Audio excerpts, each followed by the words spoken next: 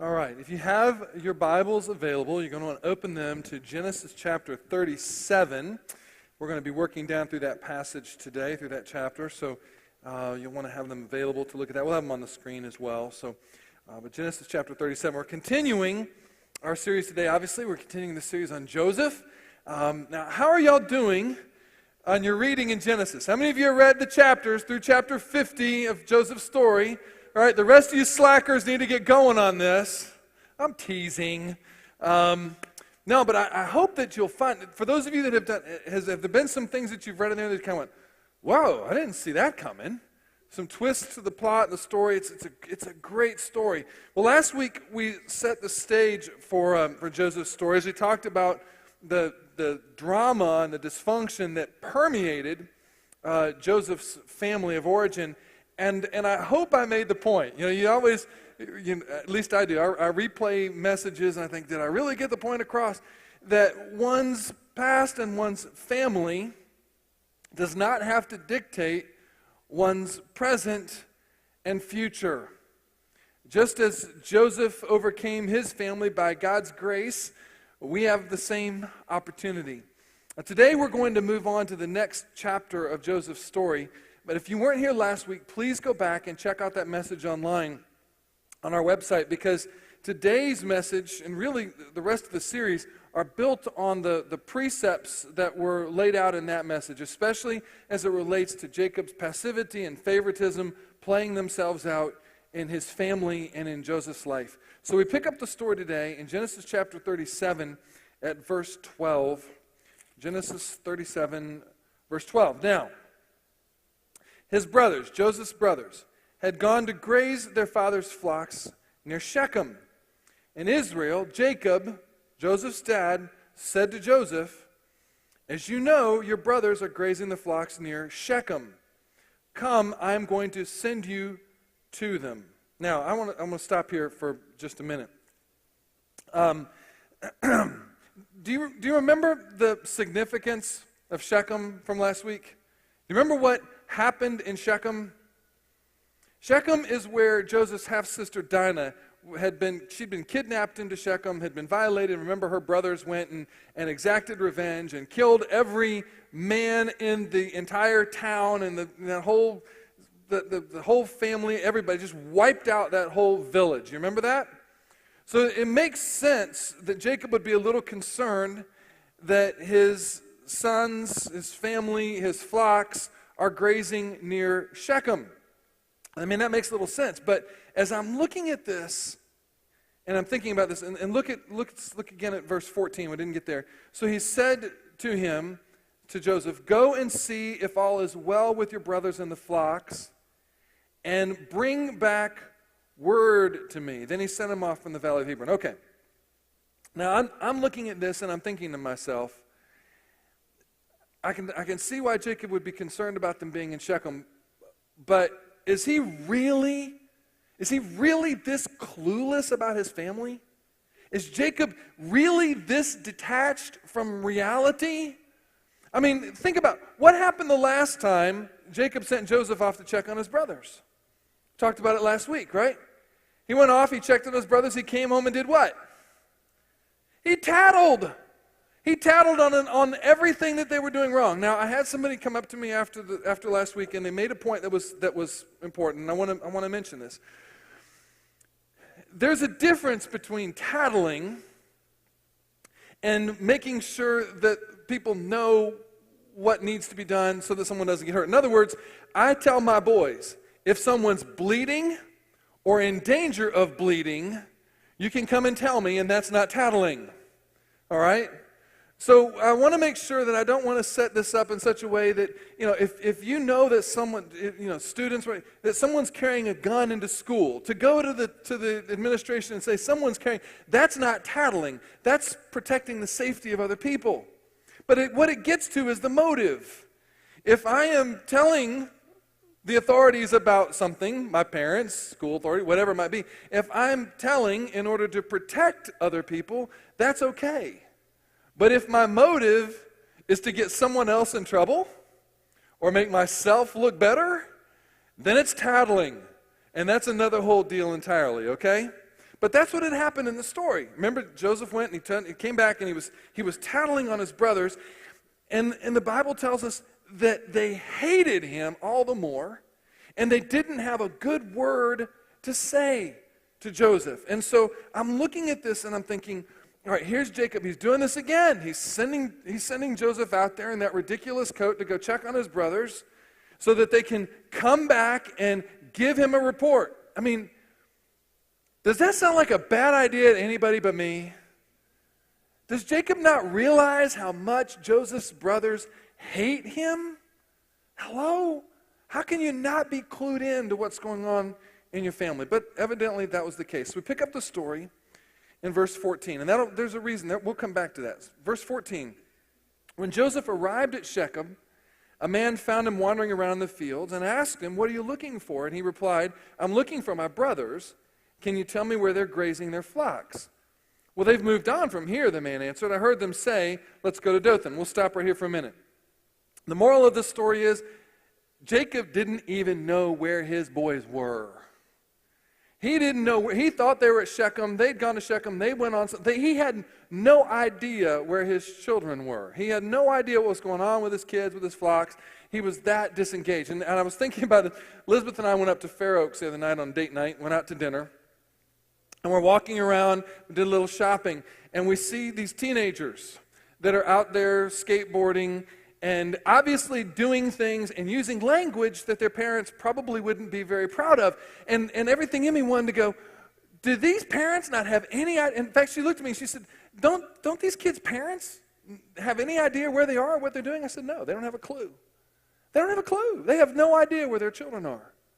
And then we talked to her and said, we'll buy whatever kind of snacks we need to buy so that our kids can have their friends over to our house and at least we know where they are. Jacob was like, he was one of those parents who had no idea what was going on with his kids, had no idea what the dynamics were or where his children were. I don't know. It just blows my mind. Maybe I'm just, as a dad, I'm just looking at this and raising boys going, how can this guy be that hands-off? I don't know. I don't get it. But beginning, we'll go on. Verse 18. So Joseph went after his brothers, found them near Dothan, but they saw him in the distance. And before he reached them, they plotted to kill him. "Here comes that dreamer," they said to each other.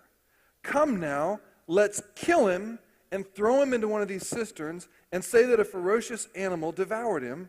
Then we'll see what comes of his dreams." So Joseph's brothers see him coming. He even had the nerve to wear that ridiculous robe. They knew that he wasn't coming out there to help them tend the herds and tend the flocks and work the fields. That wasn't what this was about at all. They knew, and they were expecting. Here he is. He's going to come out here. He's going to tell us another one of his dreams about lording over us, and then he's going to go home, and he's going to tell Dad about everything that we're doing wrong. And everything in them just burned with hatred to the point that they wanted to kill their own brother. Now, I've thought a lot about that because I'm raising boys. And I've thought, what is it that can go on with boys that would make them want to commit fratricide, want to kill their own brother? That's probably something that we would like to avoid. And so I've thought, what can cause that level of hatred? And I was reminded of one of my favorite Proverbs.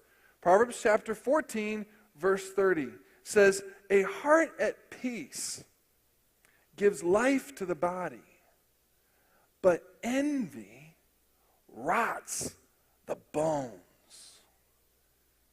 Envy rots the bones. In other words, envy is like a cancer.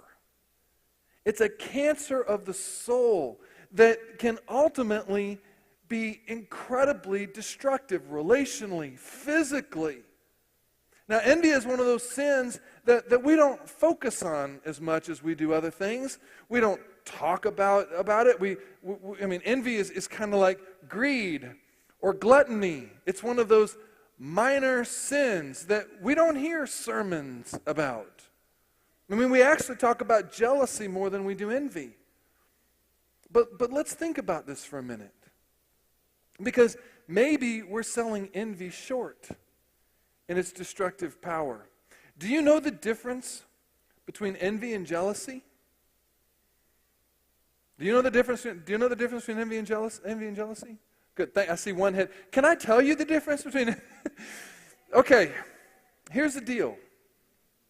Envy is wanting something that belongs to someone else. Envy is wanting what belongs to someone else. Their talent, their beauty, their house, their popularity, their wealth, their spouse, their marriage, their car, their clothes, the vacations they go on, whatever it is wanting what belongs to someone else. It's a desire. It's an emotion. It's a thought that you deserve what someone else has, maybe even more than they deserve it. Envy says, I want what belongs to you. That's envy. Jealousy is a fear that I will lose what belongs to me to someone else. It's a fear that I will lose what I have to someone else, to you. So a jealous spouse fears losing his or her spouse to someone else. A jealous sibling fears losing their presumed part of an inheritance to another sibling. A jealous employee fears losing his or her position or influence to another employee. The Bible describes God as a jealous God. Now that's interesting. What does that mean? It means that God doesn't want what belongs to Him, the praise, the adoration, the glory, the honor, the worship that is due to Him. He doesn't want that going to anyone else or anything else other than Him. He doesn't want to lose that. Now here's the takeaway. Very often, envy and jealousy are a package deal. They're a twofer, okay? They come together. They're a part of each other. That's why we use the terms synonymously. They're not the same, but we use them the same. And here's the deal. Jealousy and envy, like certain chemicals that can be destructive enough on their own, when you combine them, they're incredibly destructive and explosive. Folks, this is what was going on with Joseph's siblings. It was this combination. They envied Joseph. They envied his place and his position with their dad. That ridiculous coat symbolized the unique and special relationship that Joseph had with Jacob, a relationship that they could never hope to attain. So that green-eyed monster, long before the green monster at Fenway Park, Shakespeare wrote about this green-eyed monster in Othello. This green-eyed monster, this envy that can control people, and it absolutely controlled Joseph's brothers. Their envy burned within them. At the same time, they were convinced because of Joseph's coat and his dreams and the way their dad treated him that one day he would own everything that belonged to Jacob, and they would have to work for him.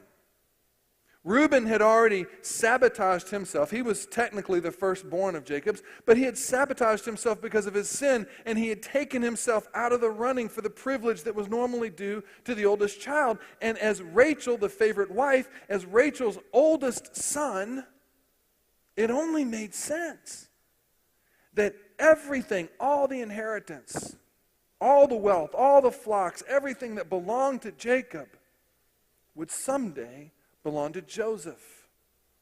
And that was a reality that they just couldn't stomach.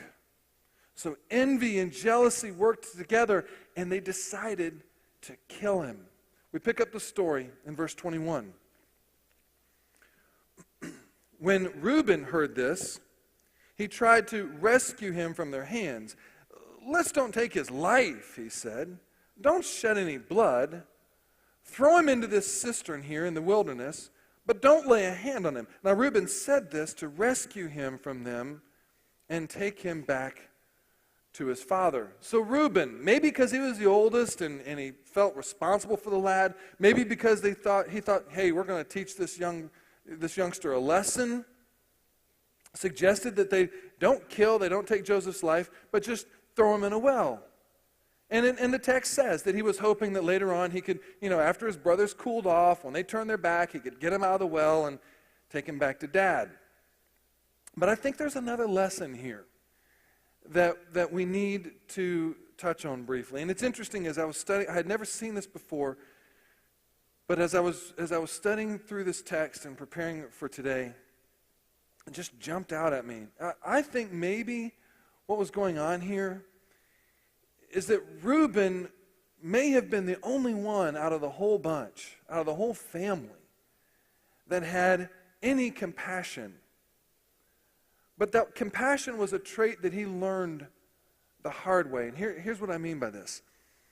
Reuben lost his influence and his position as the oldest child. We talked about that last week because he had relations with one of Jacob's wives, one of his concubines, whatever you want, Bilhah, whatever name. And so he lost his position of privilege as the oldest son because of his sin.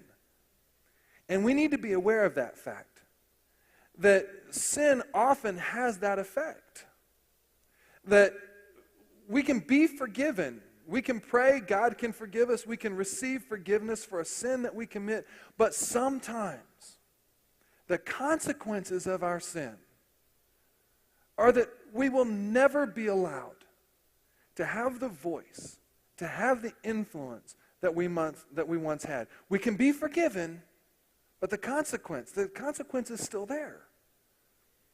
However, the person who has screwed up, who has sinned mightily and owns it, can often be more gracious, more compassionate with other people than self-righteous people who haven't come to terms with how messed up they are. I've seen this happen time and again. Not that we sin so that we can be compassionate, but maybe the lesson here is that we all need to be humbled by the fact that none of us are perfect. In fact, Romans tells us that we have all sinned, that we have all fallen short of the glory of God. And maybe the lesson here is that we need to be humbled by the knowledge that we aren't perfect. And we need to be compassionate with other imperfect people. But let's get back to the story. Verse 23. So when Joseph came to his brothers, they stripped him of his robe. First thing, took that robe off of him. Can you blame him? The ornate robe he was wearing, they took it off of him. They took him and they threw him into the cistern. The cistern was empty. There was no water in it. As they sat down to eat their meal. Now, I want to stop here for just a minute. As they sat down to eat their meal. Does that strike anyone but me? They throw their brother in a cistern and then do what? We're going to sit down and eat. Let's have a meal. How about that? I'm just looking at this. I'm going, talk about a lack of conscience. Okay? We read on. As they sat down to eat their meal, they looked up and saw a caravan of Ishmaelites coming from Gilead. Their camels were loaded with spices, balm, and myrrh, and they were on their way to take them down to Egypt. Judah said to his brothers, "What will we gain if we kill our brother and cover up his blood? Come, let's sell him to the Ishmaelites and not lay our hands on him. After all, he is our brother and everything, our own flesh and blood."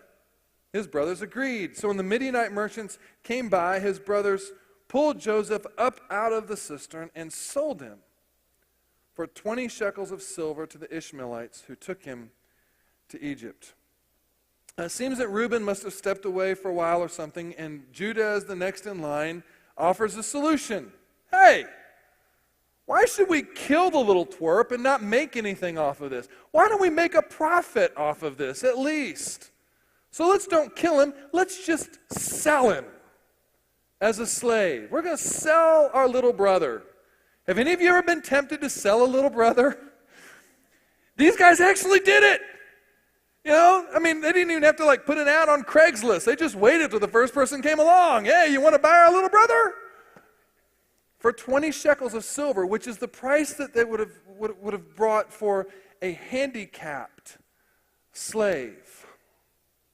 They sold him. Amazing.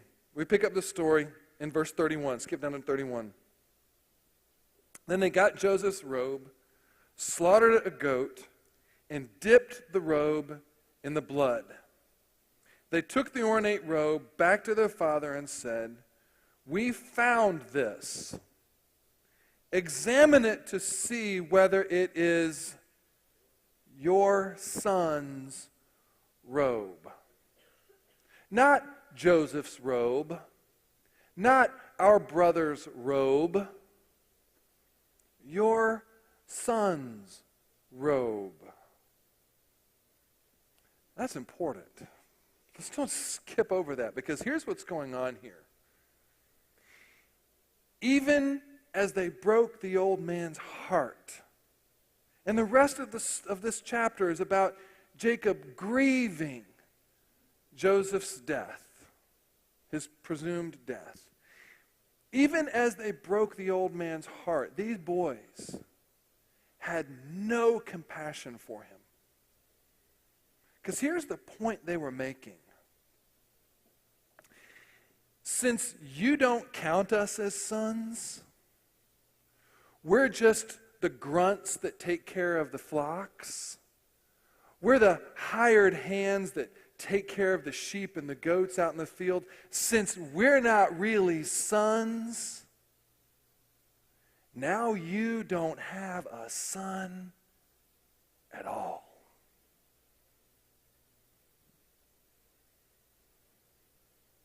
Wow.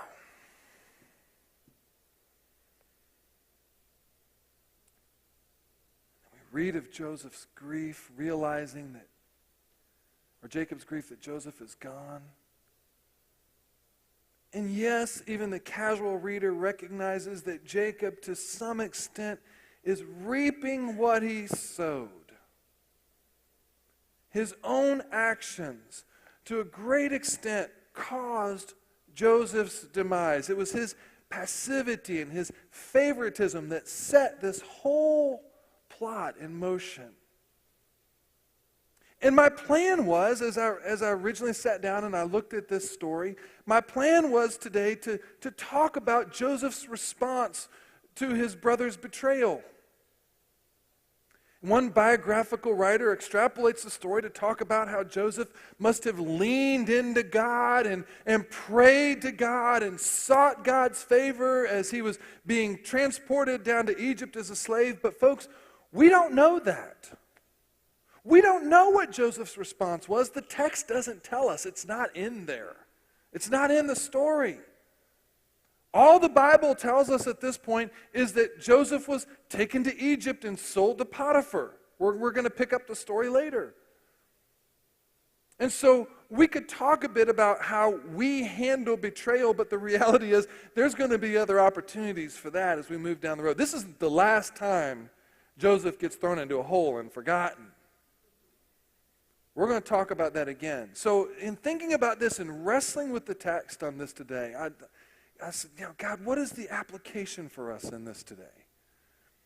And I keep coming back to this destructive power of envy. I mean, think about it. What's the very last of the 10 Commandments? In any kind of statement you do, you kind of have a summary at the end. And, I don't know that you can argue that, but the last of the 10 Commandments is this. Exodus 20, verse 17.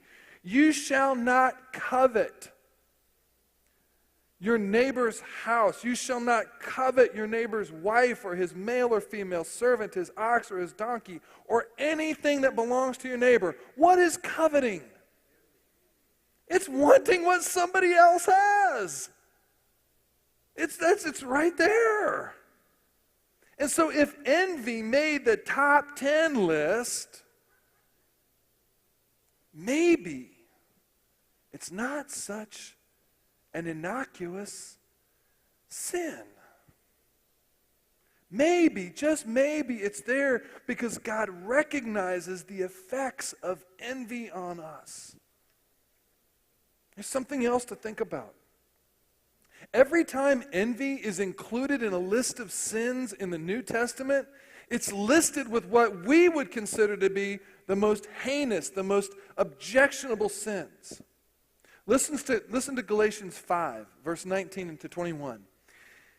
The acts of the flesh are obvious: sexual immorality, impurity and debauchery, idolatry and witchcraft, hatred, discord, jealousy, fits of rage, selfish ambition.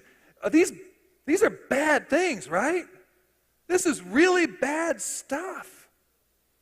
Dissensions, factions, and envy. Drunkenness and orgies and the like. I warn you, as I did before, those who live like this will not what? Will not inherit the kingdom of God. Wait a minute. It's just a little envy. It's just it's just a thought. It's not that big a deal. But hey, this sounds like God takes this pretty seriously. Which makes me wonder why.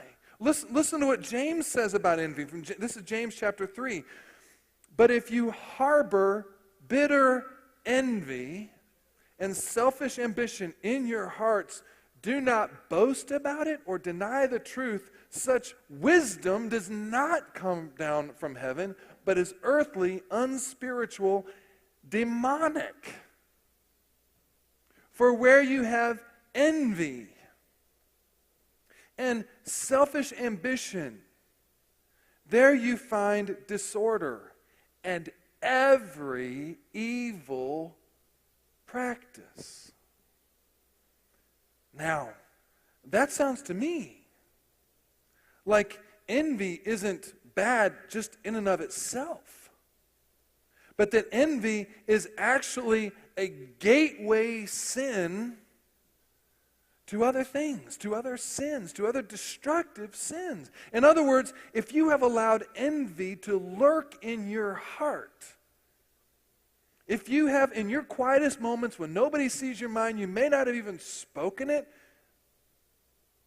but if you have even secretly wanted something that belongs to someone else, that envy can open the doors of our heart to all kinds of temptations and evil. Remember when we've talked about this many times, about guarding our heart? Guard your heart because it is what? The wellspring of life. Envy is one of those sinister sins that can sneak into our hearts, slip under the door, almost undetected, because sometimes it's not as obvious as other sins like lust or anger or those kinds of things. And so it just sort of seeps in until it fills a corner and then a room in our heart. And it continues to flow in until it fills up every available nook and cranny. I've seen this time and time again as I've talked with people in my own heart. I mean, it manifests itself in so many ways. It can cause anger and resentment and hatred, and ultimately dissatisfaction with what we have. Here's what envy does. Envy makes us compare who we are and what we have with what somebody else is or what they have. Envy places us firmly in the comparison trap. And once you're caught in the comparison trap, it never wants to let you go. It holds on for dear life. I mean, think about it. If I want what you have, then what I have, as good as it may be, will pale in comparison. If I am envy of your spouse, and I needed this disclaimer, I'm using I in a illustrative term. I will not be envious of anyone else's spouse. I married up. Okay? So that's not it. That's not what, but here, if someone is envious of someone else's spouse, their spouse doesn't have a prayer of measuring up. They'll never be satisfied with what they have. If I'm envious of your influence, then I'll be angry every time my voice isn't heard like I think it should be. If I'm envious of your marriage, of your house, of your wealth, of your vehicle, of your talents, of the vacations that you take, I mean, the list can go on and on. If I'm envious of anyone's life in any way, then I will never be satisfied with mine. So I have a couple of choices. I can try to get what you have, and a lot of people have done that. They have destroyed themselves and relationships and friendships and marriages and families trying to take what belongs to someone else, or at least have gotten themselves head over heels in debt trying to get what other people have. Or I can just sit and stew in my envy and miss out on so many things that could have been and should have been a blessing in my life. You want to know how pervasive envy is? Just listen closely. Listen to your own heart. Listen to what is said at weddings, funerals, reunions, family reunions, class reunions, reunions in general, office parties, Sunday school parties. Those sideways, seemingly harmless jabs that are said with a smile on my face to take your attention off the dagger that's in my hand. Don't look at the dagger, look at my smile. Yeah, turn around. Just go to sleep. The ironic thing is, Joseph's brothers acted on their envy. In many cases, we don't, or at least not intentionally. In fact, most of the time, the people that we envy, they aren't harmed by it at all. They have no idea that we're envious of them. The people that envy hurts the most are the people who carry envy in their hearts, and the people who are closest to them who never feel like they are enough.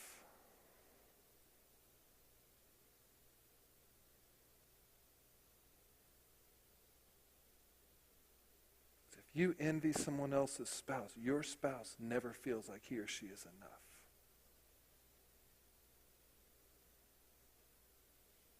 If you envy someone else's kids, your kids will never ever feel like they're enough.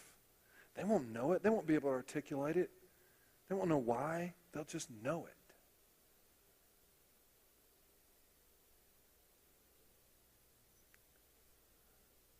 So what's the cure? Once we've recognized envy in our lives and we've confessed it, the reality is the only way to kill the green-eyed monster, the only way to combat envy is to be thankful and at peace with what we have. To find a way to stop looking over the fence at what my neighbor or my sibling or my coworker or my boss has and be thankful for what I have. To stop looking at other people's spouse or children or house or life and thank God for my spouse, my children, my house, my life. To find a way to be content with what I have and where I am and who I am and make the most of what God has given me. Then I can celebrate. I mean, here's how you know if you have envy in your heart. You say, oh, Jim, I don't envy anybody. Listen, if somebody else has a bit of good fortune and you can't celebrate it with them, somebody else gets a new car, takes a nice trip, gets a big promotion, and you can't celebrate that with them,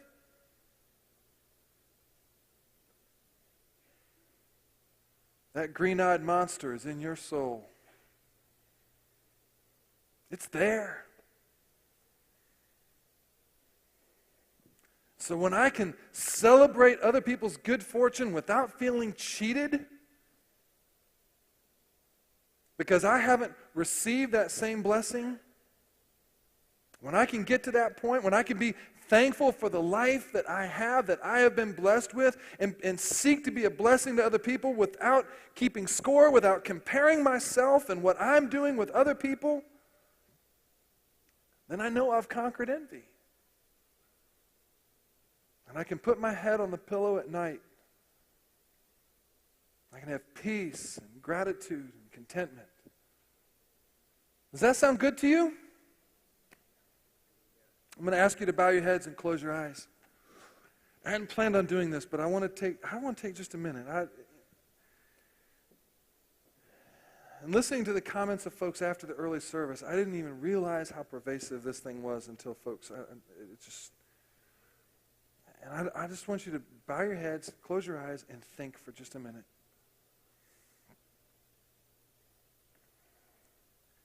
Is there someone in your life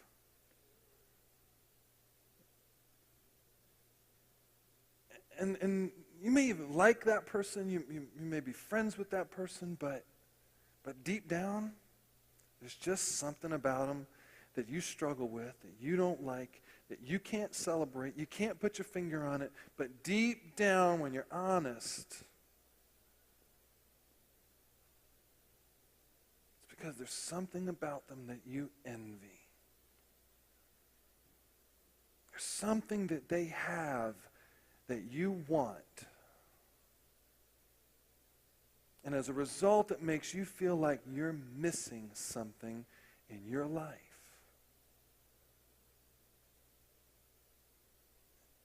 Something that keeps you from having peace, that keeps you from having contentment. You may have even said or thought, in your own mind, you may have never articulated it, but you've thought, if I just had that he has, if I just had that she has, if I just had fill in the blank, then my life could be as good as hers. My life could be as good as his. I can't tell you how many times I've dealt with this with siblings and families when they're approaching the death of a mother or a father, and all of this ugliness that's been trapped for so many years that nobody's ever talked about. It just comes out. It bubbles out.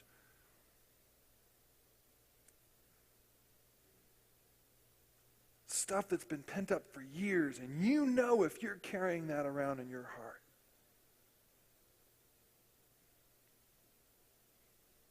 And I want to challenge you this morning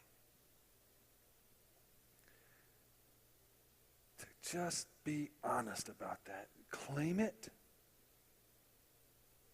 Confess it. Ask God to forgive you. You may need to go to that person and say, you don't even know this, but I have been envious of you for years. I'm sorry. Forgive me. You may need to go to your spouse and say, I have not loved you like I should because I wanted you to be someone else. I wanted you to be more like her, and that's not fair.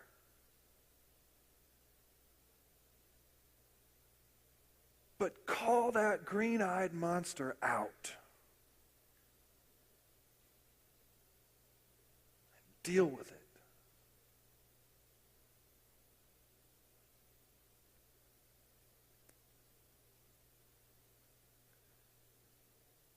God, thank you. Thank you for these stories. Stories of people who have gone on long before us, whose lives teach us. Help us to see those things that maybe we haven't wanted to see. Wrestle with those realities that we really wish we could just gloss over and move on. But you know and we know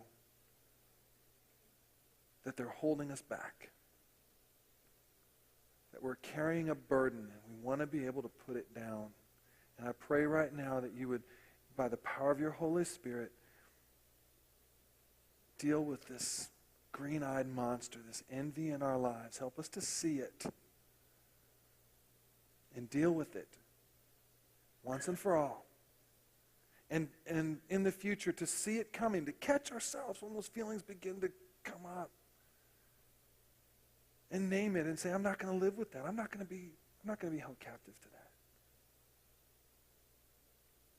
Release us from that prison,